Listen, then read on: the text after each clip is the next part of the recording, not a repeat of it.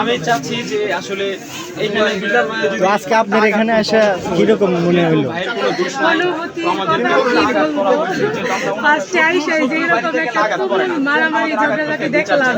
কারণ এর আগে অনেক দূর থেকে আচ্ছা, আপনি মারামারির সময় তো আপনি ওখানে ছিলেন। হ্যাঁ ছিলাম। কে মারামারি করার জন্য আগে প্রস্তুতি নিল কারা? মারামারি করার জন্য প্রস্তুতি আর ওরাই আগে নিয়ে রাখছে হচ্ছে এই আপুটাও ছিল ওইখানে। আপু তখন আপনি লাইভে ছিলেন নাকি ভিডিওতে ছিলেন? লাইভে ছিলাম, আবার ভিডিও করছিলাম। মানবিক কাজের জন্য আমরা এত দূর আসছি এই গাজীপুর থেকে। এই যে এই ভাইটাকে নিচে 5-7টা ঘুষি মারছে আমার চোখের সামনে। আরিয়ান মির্জা ভাইকে 5-7টা ঘুষি মারছে আমার সামনে। আমাদের বেলাল ভাই আসলে ওটা চায় নাই।